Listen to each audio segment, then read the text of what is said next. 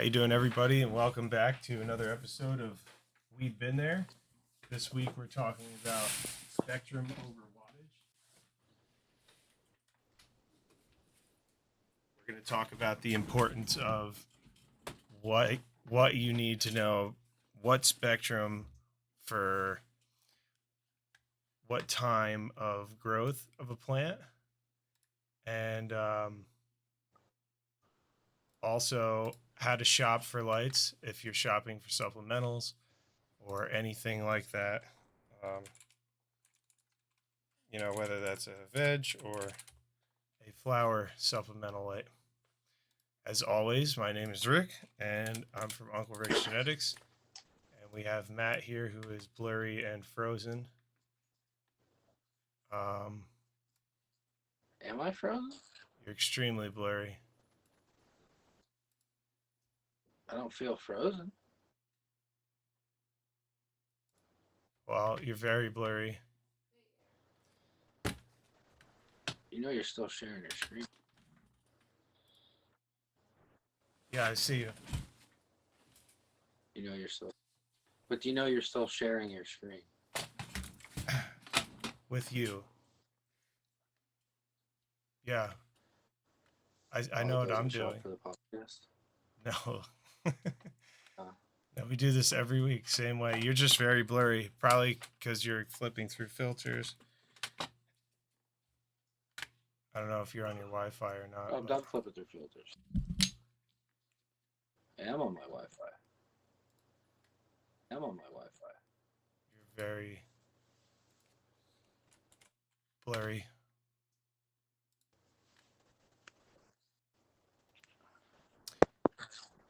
We're just trying to get this straightened out for the people that are listening. Give us 1 second. I do apologize. Check 1, 2. Yeah, you're actually much clearer now. It's probably because I moved my phone 3 inches to the... Yeah. It's probably because of your filters you were changing. I doubt it. I'm also tagging people on Facebook. Sweet. So we can get welcome in Facebook people. Yeah, so where were we? Introductions. I'm Rick from Uncle Rick's Genetics, and that not so blurry person that's going in and out of being blurry. That is Matt from Parts Unknown, as he likes to claim. I never claimed that, but yeah, no one knows where I'm at. It's been your introduction for 6 episodes, so we're going with that. Okay. Could be in Central Park right now with this background. Could be in your backyard. Very blurry, again. I don't know what to do about it. I don't know either, pal. There's a magnetic field around. There's a magnetic field around my house that's messing with my Wi-Fi signal. Magnetic fields. Okay, so spectrum over wattage. What does that mean? That means that for this plant, we have to look at something called... That's not flex. We need to look at something called PPFD, which is photosynthetically active radiation, but it's photosynthetically active photon flux density, which means how much of the photon is photosynthesizable and how dense or how much of that photon is there. So we're looking at a different type of light than we're typically looking at. So lumens, you would know, would be for like the human eye. Like, a good way to remember is lumens is for humans. But then when you get into plants, they really need photosynthetically active radiation. They need a par value in order for them to grow.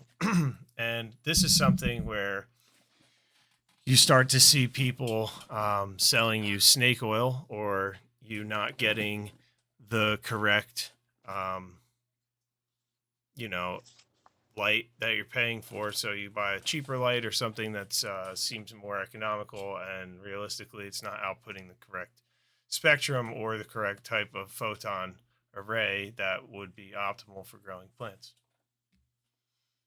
Matt, you have some experience in running through lights. Do you have anything to add to that? Sure. Don't always believe an off-brand company's par map. First and foremost, because um, they're not always 100% even close to accurate. And the only way to find that out is to actually spend money or invest in a par meter. So, like, a lot of the off-brand lights that you see, like on Amazon or places of that nature, or even some of these Facebook groups, they're very deceiving. Like Amazon, you can go and there'll be a 10,000 watt light, but that's not even close to being accurate. It's actually a 100-watt light. Most of these lights come with pictures of par mapping, but those numbers, like I said, are very skewed or heavily tilted in one direction that are not even close to being accurate. So, reputable company, or because I've gone through plenty of lights, as Eric said, I've ran through quite a few of those. Each time it's gotten better because I've expanded my knowledge on exactly what's important and what I'm looking for. So I've always, looked for those certain things. So like efficacy, to wattage, What is efficacy? Let's just break that down for people that might not know. What does it mean that a light is efficacious? Yeah, that it's giving you the correct spectrum, wattage, and penetration that your plant needs. It's creating the best possible light environment for your plant. So efficacy would be like, it would result in all those things. But efficacy, to explain it a little bit shorter, is like how much bang you're getting for that watt you're spending. So how much actual power is that watt equivalating to? So it's almost like efficiency, but aside from efficiency on how much it costs to run it, it's also how strong it is on the output. So it's like that balance between power and the actual wattage itself. So you have 10 watts and it puts out the amount of light that 10 watts does. But then if you have a light that's 10 watts and puts out the amount of power that a 20-watt light would, that light is more efficient than the other. Just so we can touch base on efficacy, because I feel like a lot of people don't know what efficacy is. But that's really, it's really like, it's the efficiency of the light output versus what you're spending in wattage. Matt, you're frozen again. You have a weird stream tonight, man. You're frozen, you're not frozen, now you're clear. You're all clear now. Yeah, you're all clear now. So having the janky par maps is definitely a red flag. But for a seedling, what you're looking for is having a spectrum that is going to give you the correct output for the correct time of plant growth. So if you're looking at a plant that's growing in veg, this plant in veg is going to need and have different requirements for light spectrum than it's going to, and intensities than it's going to in flower, as well as lighting times if it's a photo period. So, having the right light at the right time is pretty important. Knowing what spectrum that is even more important, because they tell you right on the light what spectrum it is. But not knowing any better, you don't know what that actually is going to compute to. So you could end up getting into an area where you're buying a light that's not only not efficacious, but it's also not constructed for that time period of your plant's growth. So, Correct. seedlings, and this is something most people don't know, but UVB is very important. UVA is very important for a seedling. The root tail only actually knows which way to go from the penetration of UV, and UV only penetrates very shallow. So, this is hitting into the soil and getting that UV into the seeds, the outer layer of the seed and the outer layer of the root, and that's going to cause it to dive downward. Knowing that, then also the auxin growth is going to switch up, and the other side that's growing shoots is going to grow towards that UV. So you have these things that are being controlled by the UVR8 cell, and that UVR8 cell is directing auxin growth in the correct direction. So it's that cell has many different tasks, but one of them in seedling stage is to locate the UV and then locate auxin growth for roots to go down and shoots to go up. It does that based on UV exposure as well as heat and moisture and other things. The light spectrum being one of them. I learned something today. Hmm? Said I learned something today. I mean, I know about UV light, but I didn't know about the actual scientific term for the specific cell. Right. So the UV is going to hit that plant, and then that's the only cell that's going to really know what to do with that light spectrum. So when you're growing a plant and you want to maximize root growth, you would use UVB in a very low spectrum. That very low nanometer spectrum is going to cause what's called phototropic root bending, and it's going to actually make the roots, instead of go down, they're going to turn on angles and go in a 30-degree, actually root out whatever container that it's in. And this is something that gardeners, and not gardeners, but farmers have developed UV filters for their outdoor crops, and they will pull these big filters over, filter everything with UV, and they can fight hypoxia with that, which is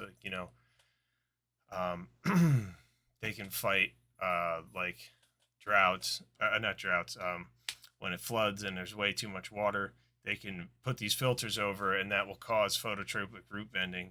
It'll make these plants branch out and get out of this hypoxia, state where they're suffocating in water. So moving into cannabis, that's something you can absolutely use if you have that supplemental light, or a light that is a T5 or T8 fluorescent. That's really good for seedlings because it has UV and 6000K. Sky blue, that's another one that seedlings and vegetating plants really love. That color is what they search for outside. Predominantly what the male will look for and grow towards. So if anything's bigger than it, that it's going to try to find that 6800. This is why males get so large. If anything's in their way, they grow around it. Cool whites, right? Your cool whites are the 600K. 6800 is like sky blue. Yeah, but the name of the fluorescent bulb is cool white because the more yellow one is called warm white. Right. Well, if you're looking at fluorescence, yeah, it'll say 6800K. You want 4000, 6000. So if you're going to have like a bank of fluorescence, make sure that you swap up the spectrum and get that in there. But then again, finding the exact nanometer of these things is what's important. And when you go off of PAR and PPFD, it's no longer in Kelvin. So 6000 is really just a color reference, when in PAR it goes, if you're searching in this wavelength of visible, non-visible light, it's going to be in nanometers of wavelength.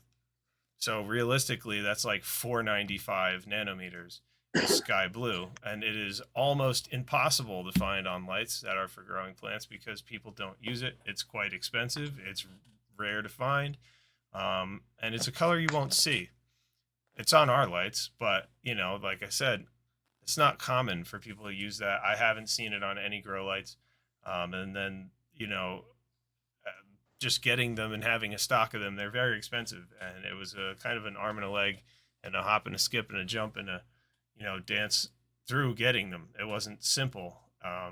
And the company that we got them from, who produces them, really didn't even want to make an order unless they made a massive order because they're paying the butt to make. So, you see there's like a lot of problems with companies using that as a point blank blatant thing that's going on the light every time.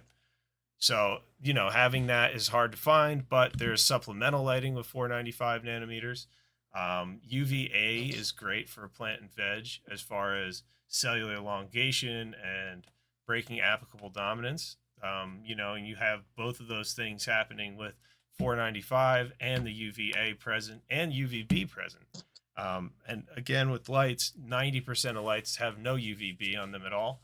And even the stress lights that you buy to be supplemental for flower are also not UVB. So gets into a tough call on where to go, what to buy. But, plants need certain UV levels at certain times. And what they don't need is, if you do have these spectrums, to be on all the time. So like having deep red, that shouldn't be on in veg. It just shouldn't. It's not something that's there all the time. And if it is, it's very low. So having a spectral controller, if you were to be able to turn this on midway through the day at 20% in veg and bring it up to maybe 30% overall in veg, that might help tremendously, in adding PPFD and, visual spectrum for the plant to choose from in growing. But it's more effective in flower. And having a light where you can't turn it on and off or select the intensity of it, it really gives you a disadvantage because this plant's going to now grow a tolerance to that Right. UV, to that infrared that you want to use in Most of flower. most of your budget lights are marketed as full spectrum, which like again, it's hard to control. You might be able to control intensity, but you do not control um, Each certain spectrum. aspects. Right? You're stuck. You have not only veg spectrum, which is your blue. You also have your flower spectrum, which are your reds, and you also have the other stuff that whatever comes on the light that you order that they throw in there for whatever shit and giggle that has really no purpose being. Um, that's your plant's going to grow, but it's not going to grow as efficient as it would if you can control each spectrum at each phase. Um, which is why I also like our lights as well because of the control features. You know exactly what par, you know exactly what wavelength of light you're giving to your plant at exactly what time. Um, so control is huge, and like now we're kind of piggybacking off last week's episode with Having controlling control. right. So like will they play into each other? So you're gonna see your plant perform way better when you control exactly what it's supposed to have and eliminate what it's not supposed to have. Because having extra spectrums that don't belong there, as your plant's trying to benefit from the ones it needs, is being hindered slightly by the other spectrums. So, it's kind of like a tug of war with the plant. It's growing, but it's had a constant battle with itself to do certain things. It's got 40,000 things going on because it's red spectrums are doing this to the plant, blue spectrums are doing this to the plant, UVIR doing different things. Um, so And being for able our to blurple growers, people that grow blurples, just don't. it's really like here's the thing. Do they get results? Yeah. How do they get results? It's usually like 100 lights. It's usually like a ton of those lights, so much wattage, so much heat. This kind of goes back to like high pressure sodium metal halide, ceramic metal halide growers. Like, you're not going to veg a plant under a high pressure sodium if you have ceramic metal halide. Like, you're just not going to, because they don't veg as good. And that's because of the spectrum, and you're going to have better spectral array for a vegging plant in a bluer spectrum than you're going to get in a yellower spectrum. And you're going to get a better flower out of something with a yellower spectrum than a blue spectrum. And it's because this color is like food for the plants. They're eating that color. That's something that is really, it's really happening. They're really eating it. We have a comment here from John Struns and or Struncy. I think I might have screwed that up. He actually won. I know John. He won one of our lights that still has to go out to him actually. But he won our UVB stress light. That is something we're taking beta testers on. There's only a couple positions available if you are interested, but it's an actual true UVB stress light, something that's not been made before. And how you doing, Terry? Good evening to you as well. It's something that's not been made before. It truly stresses the plant and flower. It's something very powerful. If you are wondering about it and you want to be a beta tester, definitely get in touch with us.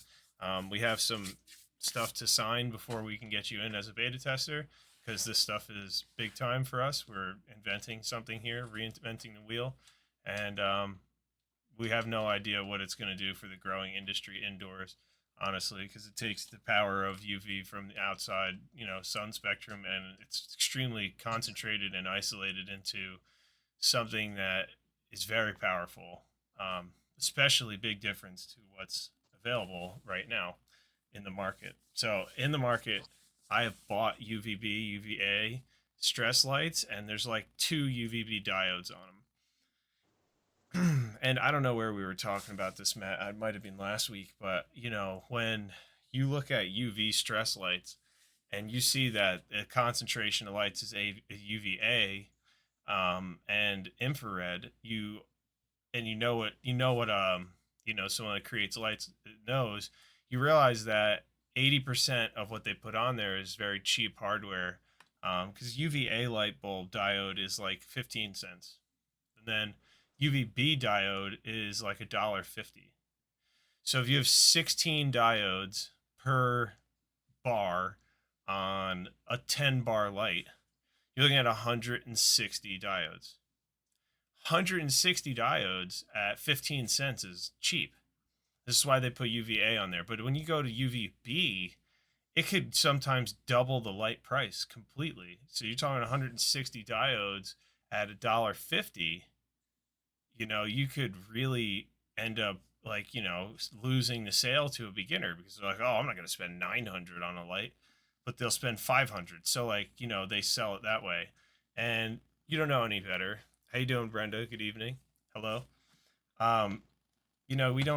We don't do that to you, but this is what the industry ends up spitting out, because people need to be able to afford this light for them to sell a ton of them. So, that happens. That plays into the aspect. And now, if you look at this, if you want to try to follow the trends of things the way that we do, the way that things are going now is shipping grow lights is very expensive. So now you're starting to see these really light frame foldable grow lights come out, where they fold down into something small, easy to ship. It's not assembled. So they have this folded frame, and it's super, super lightweight, very, very light fasteners. Everything's aluminum. And that's what they're doing to fight costs so that they can make even more money. So, just look at these things as a whole, and you'll see that it's the same thing as soil, right? Like, you get your soil is supposed to have microbiology in it, but they do something called solarizing it. They put it out in the sun and they let it dry way out. And what that does is it takes the microscopic film layer, this micro film layer of water that's in there. It's moisture, microscopic. I think it's called microscopic moisture film layer. But either way, this is in the soil, and this is what the microbiology lives off of. And when they bring this down to such a small count, the microbiology starts to die or become dormant. And then they can ship the soil for a third of the price, because it's a half or more than half the weight is gone. So they're shipping a 50-pound bag of soil with water in it for 20 pounds. And they put all this stuff in there because when they solarize it, 80% is gone. Then you get it and you have it for like 2 weeks in veg, and those things start to build back up and they start to repopulate. Not in the levels that they sent it originally or before they solarized it, but enough that you're going to get good results. And this is why a lot of these all-in-one soils don't work. If they were solarized too long, or they weren't ever heated back, or they weren't ever watered for a long time, they sat somewhere, or they got rained on over and over and over again, and all this stuff got washed out, you could have some really bad results with these things. And, True. you're just dealing with problems after problem. But it's for shipping. So now you're dealing with problems with soil because of shipping costs. And soon you're going to be dealing with problems with lights being flimsy because of shipping costs. And you're paying that. You're paying for that. They're not keeping that, in the background. They're making you pay for it. Right. Like I mean, up front. and here's the thing too. Like, if you have a light that you can control, like these spectrums, it becomes way more versatile towards you as well. So like people like me who have a bajillion lights, I used to have to get like a lower wattage light to do my seedlings, and then I would move my seedlings to a bigger tent where I have, you know, a little bit of a bigger light, and then I transfer them to another tent for flower where I have the strongest light. If you get an all-in-one that has a control package, or built-in features that you can control, you really don't need to spend all that extra money on more lights and spaces to put those lights. You can do it all in one area, because like there's people that have excessive, things where they have a small seedling light under 1,000 watt bar light and like 50%, and they're just like smoking their plant with light. It's like they're frying them up.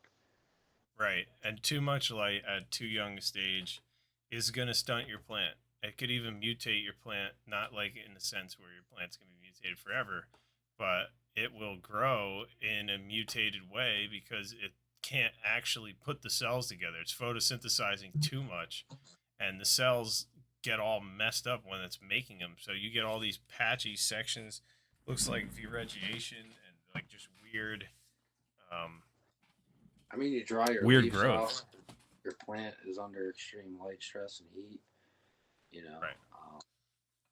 and that's not really a great environment. The hotter your tent is, the harder it is to keep humidity. So like Right. And this is it's why all working with balance. a low wattage light for veg is great. You don't want a light that's going to conduct heat. You want a light that's going to be very efficient, meaning low watts, high output. You want something in the right spectrum. You want something that's going to be not robbing your humidity, so you could keep a good VPD 6 to 8, at 80 degrees. So you don't have to dome your plants, and you can grow strong under fans. And you need to have these things dialed in. And one of the biggest problems I see is after dialing all this in, people are giving the plants the wrong spectrum, and then they ultimately hinder the growth. Something I want to touch on here about that all-in-one grow light, flicking it on with one dimmer, um, is these bulbs don't even have the same shelf life. Yeah. When you get into 3K, 5K white diode, full spec diode, right? Like an RGB diode. When you get into an RGB, they last 50,000 hours. When you get into a infrared, deep red nanometer light, those diodes are like 30,000. When you get into the infrared, or the UV, the ultraviolets, the A, the B, and even the 495 nanometers, those blues, they have like a 20,000. So like, having all these things on at the same time, you're going to see diodes burn out. And it's not because the light sucks. It's because you've used their lamp hours and they haven't even needed to be on. So Right. conserving your lamps or your diodes is key to this, because you're not only wasting them on the plant, you're wasting the lamp hours, and the plant's actually getting a negative thing from it. So if you have your UV on at the correct rates in veg or in seedling stage, it should be on for 5-10 minutes, off for 20, on for 5 or 10 minutes, off for 20. And it should be for like a couple hours. And the reason is because in nature, it's the sun is never just blaring the same equivalent thing constantly, especially not UV. The clouds eat up UV. They also intensify UV on some days where there's no other spectrum. So having this fluctuate is actually really good. We call that UV blasting, and blasting UVA and B in veg for very short periods of time at low percentages will not create a tolerance big enough that it won't stress it in flower, but it will create a stress enough that the plant will root faster. It'll have thicker stems. It'll have bigger leaves. It'll photosynthesize faster. And all these things are going to happen for it because of the fact that you're stressing the plant out while its predominant auxin growth is happening. And it can really, really be benefited by having the correct spectrum there at first. Even in the right intensity is more important because it won't hinder the plant, but it'll actually allow it to progressively create this momentum where you start to get aggressive vegetation, which is what everyone's after. That there's like unstoppable vegetation growth. You know, Sometimes. Sometimes. how long Sometimes. would you leave it on in each stage? John asked. UV, you mean UVAB? In seedling stage, like first 2 weeks, no more than 2 hours a day at low, like 10, maybe 15% at recommended hanging heights for your light. Usually 30 inches in a light that's strong enough. Then you get into early veg, and you don't really want to go over more like 4 hours and or 40%. And this is because that's where you're going to start building these tolerances. Once you start giving it a decent amount for a good amount of hours.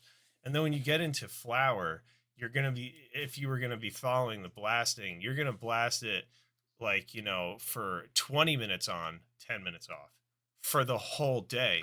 And after you get into week 5, 6, 7, that's where you're going to start to see close to 100%. But you're going to be increasing this 10% a week. And this is what this does, is it doesn't allow the plant to create a tolerance to it, but it actually has to make it fight it harder every day. And that's something that you want in flower when it comes to UVB protection. The plant is going to be growing trichomes to protect the buds from UVB. So they are absorbing this UVB as it's going at the plant. So this is the stress factor that creates more trichomes, and it creates more flavonoids and more terpenes. So these things all happen because of a stress factor. Same thing with the Emerson effect, having 630 or 80 nanometers to 730 to 60 nanometers or 780 nanometers. Having those combinations do different things, but they give you what's called the red drop effect. And that's when you have literally every other spectrum gone, and the par drops way down, but they only have this red color left. And that's what Emerson actually he noticed, was it's called the red drop effect. And if you look at the par map, when the sun's going down, it's great, it's great, it's great, and then it just drops, but it's got this little red bump, boom, at the end. That only stresses plants if it's at the beginning and the end of your flower cycle. And as the days get shorter, this red period gets longer, because red is the longest wavelength of light, right? So the 3K, 5K, those red, yellow, or the white, yellows, they go first. UV goes first. UV is the shortest one. So that disappears. Then it's the whites. Then it's the yellows. Then it's, you have the reds at the end. They're the longest ones. So that's why you see these beautiful sunsets in the fall, right? Because that's a sunset in the fall. That's these red sunsets. So it also happens when the sun comes up. So a good thing to do for that is when you get into flower, right, and you switch to 12-12, you're going to increase this slowly, but you're going to start with like a 15-minute sunset and a 15-minute sunrise of red. And then you're going to go to 30 minutes after like 4 weeks of flower, because at that point you have that 30-minute sunrise, sunset. It's beautiful, but you increase the intensity. So you're going longer and more intense, longer and more intense till you get to 100%. And at the end of flower, you're going to have these things like 40 minutes. You're going to have this red on and the red off at the beginning and the end of the day. And again, having a controller that can do light spectrum intensities and timing, not just control a color, but control the color, the intensity, and the time of day for each one. That's when you can really get into dialing these things in. And that's what we offer with our stuff. Not that this is a sales pitch, but that's what we offer with our kit. We offer a controller that's able to control these things. So you're able to actually get the maximum out of your tent and get the maximum potential out of your plant. These are natural triggers your plant already is looking for. It can't be bred out. It's like trying to breed out the zebra running from the lion. You know what I mean? It's like shell shock. It's genetically coded in there that they want 6,800K. They grow towards it. If you have a really big stretching plant and veg, and you put 6,800K over it, it will stop stretching. That immediately breaks applicable dominance, meaning instead of growing up, it grows outward, right? So you get bigger, wider stems, bigger, wider leaves, darker leaves, more lush vegetation, bounces back way faster from things, higher automatic systemic response. How you doing, Chris Malloy? Good evening. So, these things all have benefits.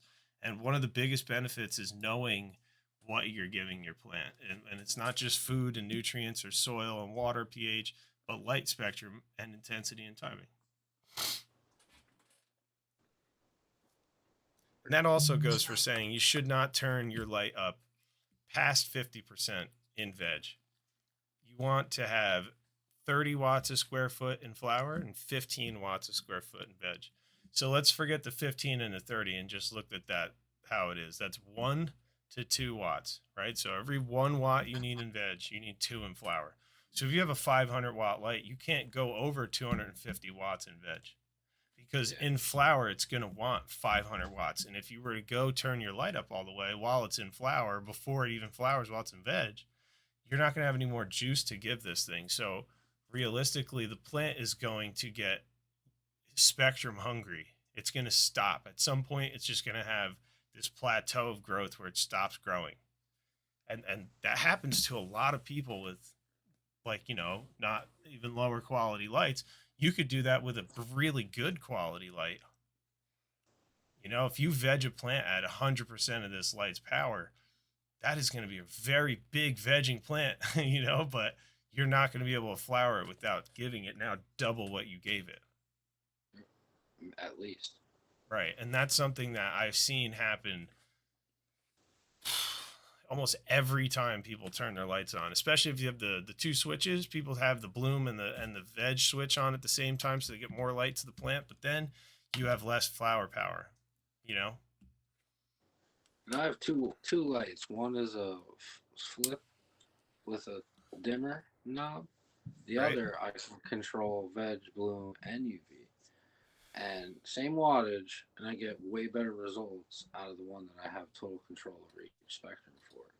Right. Well, you're isolating what that plant. Right. Exactly. Right. That's what I'm saying. Like I get what it needs and take away what it doesn't. And I see. Plants that are double the size almost. Like that's how crazy it is. Right. Now, being that you have those 3 spectral controls with dimmers, it's great, but like you don't have time to be there clicking that on and off and turn, like, what I mean, throughout the day. So like, as well as having it, it's great, but if you don't have time, it's still hard to get those spectrums to be right. You can get close and you can be like, all right, well, listen, I'm only going to have this on in flower, the UV or the infrared. As soon as I get to flower, I'm only going to put it 10%. I'm going to go up every week, and it's going to be on all day. It's not like it's going to kill it, but I guarantee you're going to have better results if you click that on when you go into flower versus having it on the whole time. You'll actually see something happen from it. Totally agree. Totally agree. Now, another thing I want to touch on for buying lights. Are you looking for a cheap light? What do you look for? One of the biggest things you want to look for in a cheap light is you want to make sure that it's has certified Osram red diodes. They're the #1 company for infrared. They've made every infrared diode for every RCA remote you've ever seen in your life. If you've turned an RCA TV on, you've used an Osram infrared LED. They are the kings, and there's no need for anyone to use anyone else, and that's why they're on everything. So make sure that it's certified. They will have a literal, like, if you wanted to contact the company themselves and ask them for the certification, they have it to provide to you, and they're proud to do it. That's one. Two, if you don't want Samsung, you don't have to go to Bridge Flux. Philips is not the way to go, personally. I think that people are sleeping on this because they don't know, but Sinan Epistar makes a really good, cheap, it's a Chinese version of the Samsung um, diodes. They're about 5% less efficacy and about 40% cheaper in cost. Now, does that mean everyone's using these cheap diodes? No, because 40% cheaper than Samsung means that it's still 60% more expensive than the cheapest guys. So, like, it's still an expensive diode in the sense of filling 2,000 of them up on the light. So, is it a cheaper way to go? Yes. Is it going to kill your efficacy? No. So, it's actually a great bang for buck, but not knowing that is the importance here. If you knew it, you could go and be like, oh, this has Sinan Epistar lights on it and Osram reds, and it's got 2 spectrums to control that, and it's got no UV. That's fine. You could always get a separate UV light bar and control that on your own. But when shopping for a cheap light, make sure it has reputable cheap parts. I know that might sound stupid, but Honda's a cheap car, right? But it's reputable. So this is where you get into that. Like, I don't care how cheap Hondas have been forever, my whole life. Hondas are not a car that's easily stolen everywhere, but the Kia is. So much so that insurance won't even cover a Kia or Hyundai in certain places for theft. You know what I mean? So this is what I mean when I say make sure that you're buying a, reputable cheap company part. Someone that just made it cheap to make it cheap, not made it cheap because they're trying to make the cheapest product they can to make money. Sinan Epistar is not bad. Osram, you're going to pay what you pay for them. They're not really cheap or expensive. They're just, Epistar has infrared, but I wouldn't bother even buying it. Samsung has infrared.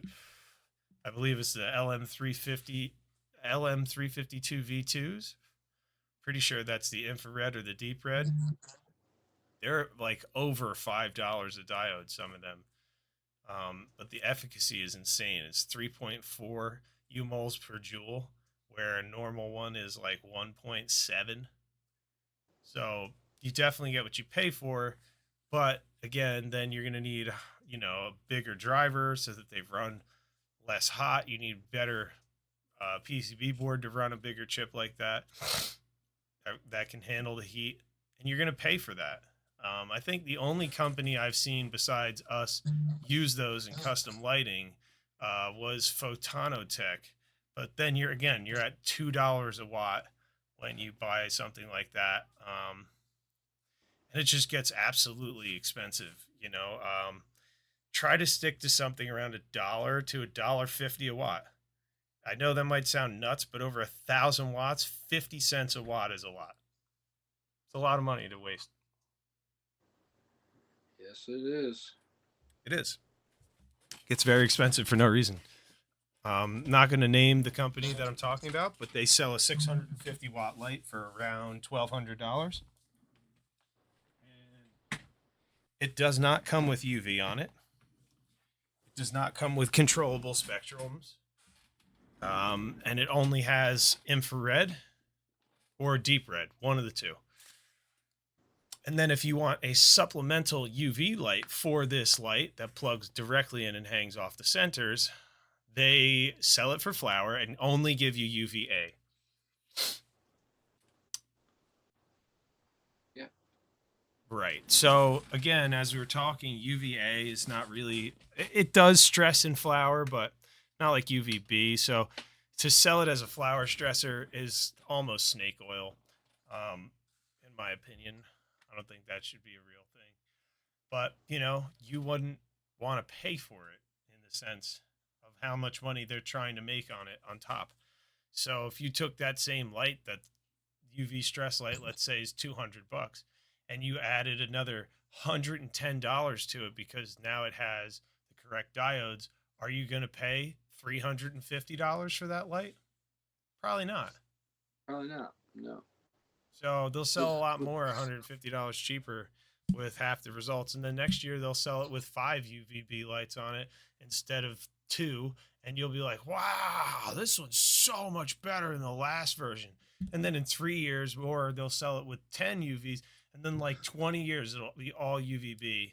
And everybody will be doing something like that. And it'll be the norm. And you know what I mean? That's like, and something else will be out. UVB plus will be out or something.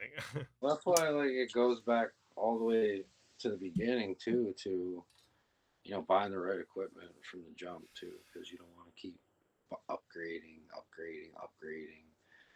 And you see a lot of these big name companies, and you know, one's an arachnid. I'm not gonna name drop, but you know, look at their lights. They're all the same lights, Right. just marketed as more powerful, or they'll say they have 301H diodes, which are horticulture specific. Right. It's the same damn diode as the 301B. I mean, You know, that's not true, but right? But we get into the fact of like, can you check that? it really Are is as you gonna far as results. verify? Are you gonna be It able to really is as verify? far as results, because I have both of those lights, and one is H and one is B, and I see absolutely no difference at all. That's not because of the bulb. You have 2.7 umoles per joule on a 301B. 301H goes up to 2.9. 2.9. So Right. that's not even the Evo. And then an Evo is 3.1 umol per joule. So going from 2.7 to 3.1 is crazy. The 281B is, I think, 2.4 umol per joule. So you're going 2.4 to 2.7, getting, from the 281 to the 301. So I think, like, there are big jumps in these bulbs, but there's other bulbs out there. There's the 301C. There's the 301. There's so many diodes literally in the 301 and the 3030 size. There's so many diodes that don't do anything for plants that these guys could be using. And you wouldn't know. They could get a 3030 and have a C, and that's like for outside lighting, like parking lots. 301C, you'd use that on like outside parking lot lights, and it's beautiful light. It's measured in lumens. They have a par value, but not very high. But like they could fill a board with that and sell it to you as 301H. You wouldn't even know, Yeah. and they're gonna make a killing off of you, and you're not gonna get good results. And that's why this stuff gets so janky, and that's why I'm trying to give people a little bit of a way out as far as budget lights, because I know people can't, and I know not everyone can afford our lights, and that's fine. I don't expect everybody here to save and wait to be able to do it. If you do, then more power to you. I appreciate you taking the time to appreciate yourself. All you're doing is helping yourself. But like if you were telling me like, hey, I can't wait, I need to do it. If it's medical, I've had so many people tell me this is a medical thing, I have to start right now, I need a light, I have this much money, what do I do?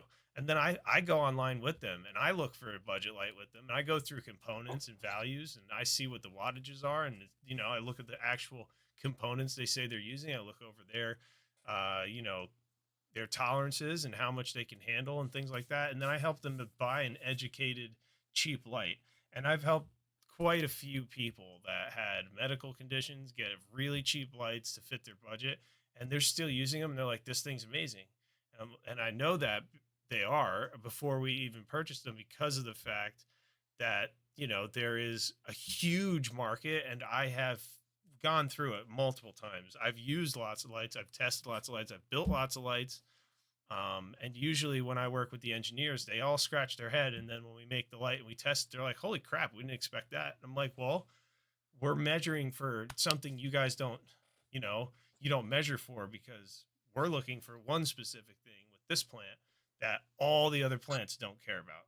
Like, it doesn't affect them the same way a lot of other plants. And UV will kill so many other plants, but cannabis is like, yep. Give me more.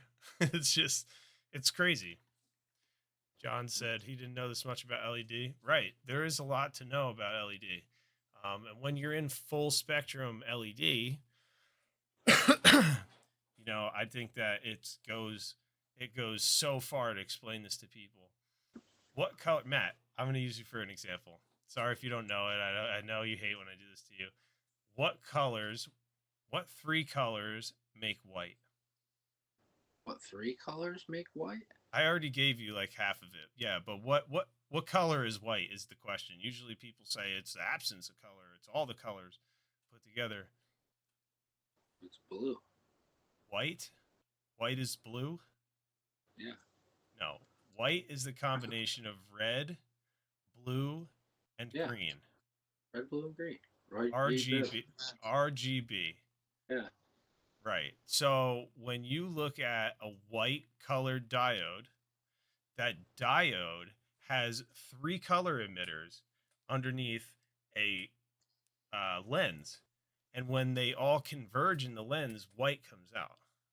I have a reel up about this with a guy. He's got three flashlights out of red, green, and blue, and after they converge, the whole page is white. Everything's white, but beforehand, you could see the three colors like mixing, and it's pretty crazy what he can do with spectral separation with slits of paper. If you watch this on my reels, you'll know what I'm talking about. If not, go check it out. It's actually really cool. But he takes those three lights, right? And then he puts a piece of paper in front of it with a V, like a 90-degree angle, and it's got two slits cut in it. And when he puts that in front of the lights, it makes a shadow in the back of the three colors that are being produced from the lights mixing, but separated. So they have red and green mixed together, so there's a purple line, right? They have green and blue, so there's a yellow line. And then they have, what did I say? Green and red. They have the three. It's RGB, and then you get CMY, right? So you get the cyan, magenta, and the yellow. So these are the colors that they print with. And you start to understand, like once you start looking at light and how light breaks down, it's insane. And if you were That's to what they take use to mix paint too. Right, but if you were to take then a pencil and put it in front of the three lights, it will block out one of the colors and make its opposite. So it's actually wild how light reacts with one another, but these are wavelengths that are combining together, and when they harmonize, they could create certain color hues, and that's how we have a white full spectrum lights. Colors can make sound. Colors are literally a vibration. That's what sound is. They can make sound. Like that's what. Yeah, you can measure light a lot of ways, but light has frequencies, and frequencies ultimately make sound. It is a frequency. Light travels through the air in a spiral. Sound travels through the air in a spiral with like all these spikes coming off of it. When we look at it on a graph, it's up and down, but it's actually traveling like that. And that's why you see the ups and downs is the bottom and the top of that circular twisting motion. So the sound's coming through the air like one of those twisty pasta noodles, Just say a corkscrew. Yeah, but it looks like one of those pasta noodles where it's like it's going and it has a beginning and an end. It's like a fucking pasta noodle. It does. Why do you have to Italianize everything? Because that's what I am, man. Can't help it. But that's traveling like that. The light is as well. So either way, when these things mix, that's where you get full spectrum from. So you're getting on this spectral graph, you're seeing the yellow. Seeing the oranges, the reds, the mixtures between the blues, and you're getting the green. And for a long time, they didn't use green light. And that's why you have these blurples. And the blurple was going for chlorophyll A and B only, using red and blue light, and that was really it. They'd have some spectrums of UV and infrared in there as well. But they were basically, outside of being full spectrum, they were just that. They did not have green on them. Some of them would have a little bit of green, but it wasn't like what you think. And then, further down the line, people started adding green to it because they realized, hey, green actually has a huge role in photosynthesis when accompanied by other spectrums. But without other spectrums, the plant can't even see it. So green is like this weird powerhouse cousin on the light spectrum for cannabis. So you could go into a room at night with a green flashlight on and check out every plant in flower every night of its dark cycle, and you will not harm the plant because it ignores the green spectrum. But now when this again is accompanied by other spectrums, so you have the green added in with the yellow and the blue, right? Or it's the red and the blue, sorry. And you have this green add in. Now the plant is absorbing the green light and it's photosynthesizing with the green light. So you're actually getting something that doesn't make sense. You know, light is affecting it only when it's accompanied by something else. It's kind of how the terpenes affect you. You know, they affect you. If you took beta carotene by itself, you're going to get affected by that terpene in a minimal level. And if you take THC by itself, you're going to get affected by it at a minimal level. But if you put them together, they're going to be like 1 + 1 = 7. And they're going to just work like powerhouses together to create something you couldn't get from either one of them isolated, no matter how much you took. So it's kind of weird what green light does and why full spectrum is the way it is.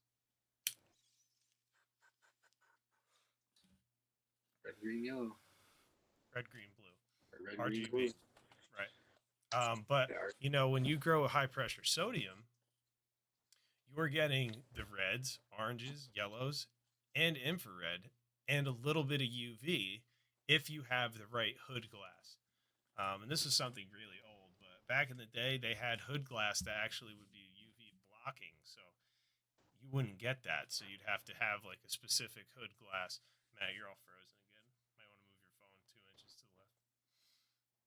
But then, you know, when you're using ceramic metal halide, it has a lot of UV and a lot of those colors, but nothing for the flower spectrum. So if you use metal halide and then a high pressure sodium, you would have an incredibly great grow because you're using isolated spectrums when it needs it at the right times and the right intensities. You're not going to go with 1,000-watt metal halide and a 1,000-watt high pressure sodium. Usually go 600 and then 1,000 to flower. I don't know what that is, but it's just squares. Sweet. There you go. So, again, having the right spectrum is extremely beneficial to your plant. You know, whites are not good in seedling stage. More of the blues and the reds. Almost like a blurple should be used on a seedling. Yeah, You have the UVA. You have the UVA, the UVB, and well, at least the type of hues that they're supposed to be. If you had a true stress light for seedlings or for clones, that would be the best. Clones, if you're doing clones, you should have it under UV and infrared. It should be straight up blurple, blues and reds. But just expect like, but your seedlings will stretch a lot more with a blurple light. So of course they will. Of course they will. They're also going to root a lot more too. Yeah, absolutely. Right. They're going to have bigger cellular structures. They're going to have like, you know, what is it, like the Slurpee straw versus a McDonald's straw for a stalk. It's definitely important. It is. And if you pair any of this lighting tricks with silica, again, with the synergy, you're just having these things be able to be multiplied because the silica is going to just allow everything that we're talking about to happen faster. Uptake of nutrients, growing of roots, thickening of stalks, and photosynthesis. All of those things are going to increase with silica.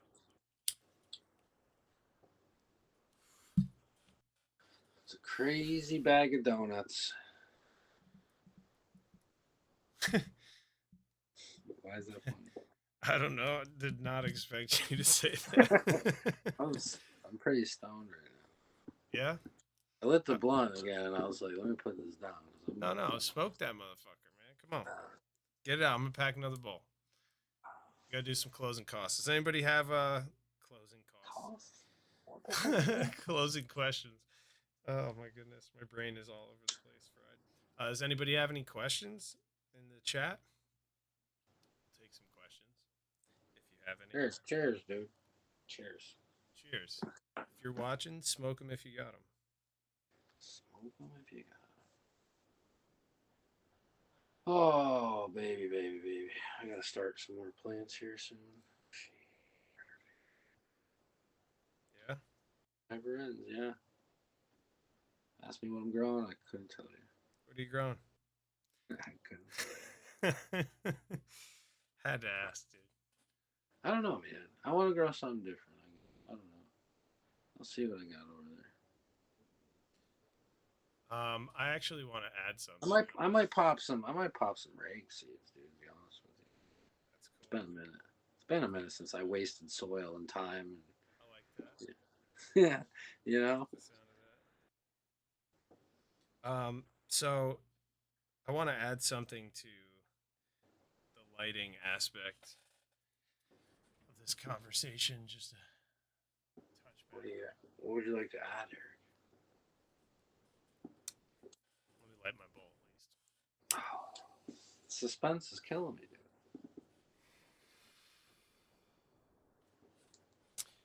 Having leaf temperature dialed in Thermal radiation has to do right.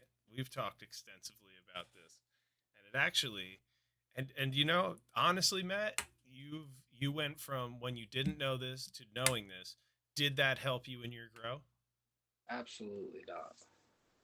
No. No, it did. Yes.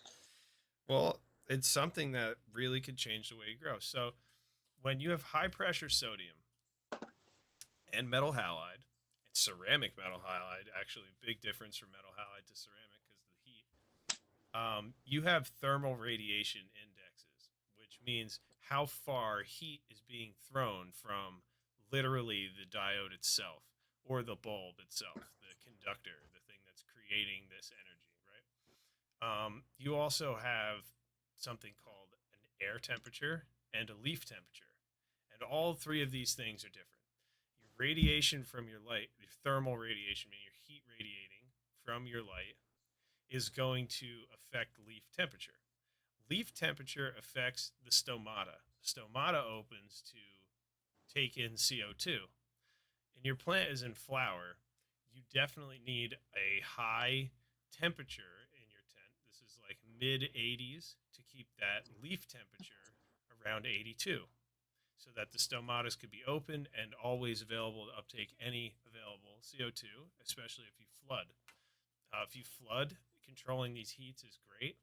You can actually do this with a controller like ours. You could have 1 hour at the end of the day where the heat goes way up in your tent and you flood it with, CO2 for an hour, and then you cut it off and it cools down and it goes off during the night. Or you could do this during the day. People like to give their plants CO2 because it's supplemental, or in the light it helps it to photosynthesize more and uptake more light. Whether that happens now or later, your plant uptaking CO2 is important for that aspect. So, flooding or constant, it will do. Flooding will do more, but they'll still both work. Um, and you want to be able to have a good leaf temperature and good thermal radiation. So, if you have high pressure sodium, thermal radiation could be 5 feet. It could radiate heat 5 feet away from it. So your tent floor could be like 77 degrees, and your plant light is at 6 foot. You know what I mean? So this is going to increase your overall leaf temperature, which is going to also increase your overall CO2 uptake, the plant's ability to uptake CO2. And if you can keep your VPD correct, that will even increase that more. But on the side of lighting, when you have an LED, your thermal radiation index is way lower. So this thing is going to radiate heat at a much lower scale, maybe 12 to 15 inches, depending on the capacity of diodes in the light and the wattage of the light itself. And I don't mean the driver. I mean the actual heat coming off these diodes. So this is where you get into understanding why people did not train, top, or scrog things in high pressure sodium grow tents. And then in the modern LED, they have to. This is a crutch because of thermal radiation and general heat indexes. So in high pressure sodium tents, you want to run 75 degrees in flour, 75 degrees, 55% humidity. And you won't get mold. You'll get optimal uptake, and you can run CO2, and it's great. You'll get big fat buds on the bottom and all that, as long as you prune and you're trimmed, and your buds can see the light. But now when you get into LED, you have other issues. And one of the main issues you have is thermal radiation. So your thermal radiation is going to be much lower. Your overall temperature needs to be much higher. So because you're not radiating temperatures onto the leaf temp to create a leaf temp going up, you're now going to use the ability to lower your fans and increase your temps overall, 85 ambient air temp. That'll allow you to have 82 degrees on your leaf temp. And that's going to allow for optimal CO2 uptake. So, you're going to need to. Super hot, you're going to have stretch as well with your plant from the heat stress. Right. Well, that's why you want the VPD right. Super hot isn't a bad thing if the VPD is correct. But like super hot is like over 90 to me. But like in flower, you should be mid 80s. How you doing, Mike? You should do mid 80s in flower. 60s for the humidity. If you're LED, I don't think you should be trying to run these numbers HPS did, because they're doing things differently. They're thermally radiating heat where LED doesn't have that. So if you run 75, you only have about a foot of radiation for heat. This is where you're getting into having a light that's made to run 12 inches away from the canopy, and you're supposed to scrog it out, get one even canopy height, defoliate everything below that canopy height, and work on one thing, because it's not going to radiate heat worth you getting buds on the bottom of the plant. But if you ran the temp higher, it would do that, because it's not like the PPFD doesn't travel very far. It's the radiation of heat that doesn't travel very far. So if a bottom bud is getting 300 to 500 par, it could easily get to the size of a golf ball and be a well-earned, smokable, tricky, sticky, nasty bud that you want to just smoke any other bud. But if you have a low temps and no CO2 uptake, you're going to get all these little scragglers on the bottom that aren't worth your time at all. Yep. So popcorn nuggets. Right. So having these training methods are really like just people trying to battle thermal radiation and temperatures. So you might not even have to do that if you were to dial this in correctly in flower and know the limitations of your lights. This is true. What are you smoking on there, bud? Not sure. We mixed all the jars up again. Happens every week. I feel like me, I just dipped my hand in a bag. I don't even know. It was weed. I don't know. This is the big buds. This stuff's got big buds in it. I don't know. That's how I've identified it. Big bud. Yeah. But having a good holiday weekend. I actually was just having a great one. What about yourself? I worked all weekend, so that sounds awesome, though. Yeah, I'm off tomorrow, though. So nice. Well, I hope you enjoy your day tomorrow. Yeah, probably just get some things done around the house. Maybe I'll pop those beans. I don't know. We'll see how things go. Make sure you join our group, Matt. I might just wake up, make a cup of coffee, and smoke myself stupid into a coma. You never know what's going to happen. Right. And get nothing accomplished. That's just the way she goes sometimes. Fucking way she goes. Way she goes, bud. I just want to recap. So remember, spectrum over wattage. You really want to get the right spectrum. Spectrum is more impressive than having a ton of watts that don't do the right thing. Another big keynote when shopping, lumens is for humans. Lumens is for humans. So all the other shit's for plants. Right. You want par values. No lux. Lux is another one. You don't need to look at anything everything measured in lux. What's your funny acronym for Lux, dude? You got lumens is for humans. What's Lux for? Extra bucks. Shop for lux, you waste your bucks. There you go. For Lux. If you're going for a cheap light, look for Osram and Sanon Epistar. And Inventronics drivers are great. Meanwhile, I've seen a lot of them just be junk.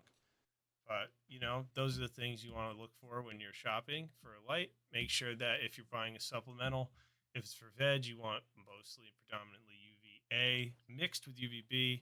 If it's for flower, you want it predominantly UVB mixed with UVA. And if you're going to be controlling your spectrums in veg and flower, make sure you use UVA and B at low percentages in seedling and veg stage, no more than 40%. And then you're going to use them up to 100% in flower, along with your Emerson effect lights at 660 to 80, or 630 to 680, and 730 to 780 nanometers. And you would intensify those for sunrise and sunset through flower. And for your clones, you want to do a blue-red spectrum. You do not want to use full spectrum, green, or white. This will encourage it to grow leaves and not roots. And ultimately, that plant could exhaust itself growing only vegetation and kill itself before it could even root. So this is why you don't want to expose clones to white light or full spectrum light. Even though people do it, doesn't mean the plant will die. But you're definitely making it fight itself and its own natural tendencies, where you could encourage it with the blue and the red, which would indeed fill the chlorophyll A and B box. It would check that, and it would check the UVR8 cell auxin direction with the UVB and cellular elongation on the stem growth with the UVA. So use them. That was a great recap on it. Great recap. Thank you for the great recap, sir. Yeah, I'm here for support, dude, all day. Next week, Matt is choosing the topic. We don't know what it is yet, but stay tuned for that. Clue what it is yet. Haven't even given it a lick of a thought, but I will. Well, we try to make these things go in order of you. Let's say you're listening to us and you're binging us, and then you're going to go out and try to do this. More power to you. We encourage you. Please hit us up. Topics. But we like to try to cover these things in an order that you could watch this, take what we've told you, and apply it in an order. And we don't want you to go too far past things without knowing the intricacies. You could have fully grown your first or second grow and, then found this, and it could really help you, but we don't want to pass over certain places. Maybe we'll go with like, we covered pretty much like the seedling phase. We covered veg. I mean, maybe we should start getting into like prepping for the transitional phase of going into flower. No, I think there's too much missing. Early? Yeah. Too soon? Yes. We still have transplanting and sexing plants that are males or females, reg plants. This is a family-friendly show, dude. This is not for kids. It's not safe for work. Golly, you're talking about making babies. Yeah, we got to talk about if Murder. you get a male, what do you do if you got extra space? If you bought a 2x2 with a minimal light and you're going to... We should call it dad or dead. Breeding. Dad or dead. We should call it You're Not the Father. Mark. Right? But there's a lot to cover. There's a lot to cover. And as a beginner, I think knowing all this information is helpful because even if it's too complex for you, you might say, hey, I'm going to stay away from that, You can't sex a plant until you get in a flower, so... No, I know that, but if you have regs, like, when do you do that? Like, this is what we need to talk about. You have regs, you don't waste your time growing them to 8 weeks until they start showing signs. That's what you call prepping for flower. When and why and how. That would have to be part 1, 2, and 3 for autos, we can photo do it. femmes, and photo regs. We can do that. We can talk about all of it. Well, stay tuned next week. We'll see what it happens to be. But Matt is Topic to be determined. Matt's picking the topic, and we're gonna, as always, obviously give you the best advice and let you know what it's like, because the topic of the show, or the name of the We've show, been is there. always, as always, is we've been there. So Been a long place. before you go on to uncharted territory, definitely check with us because we've been there. Thanks for stopping by, everybody. Yep. Make sure you follow us if you're not on Fireworks for Facebook. everyone. Make sure you're checking us out in the Poconos. I don't know how people do those hand hearts and shit. Around there, you're doing it. There you go. You just got to put all of them together. All your fingers. All of them like There that. you go. Hey, see it? Bing. Nope. Not, yeah, just like that. See the heart? Yeah, it's one of those. Yeah, one of them Johns. One of them. And we're really close to our 15,000 follower giveaway. So if you're not a follower, make sure you jump into our event and put a number in there and get in for the giveaway. There's 10 winners.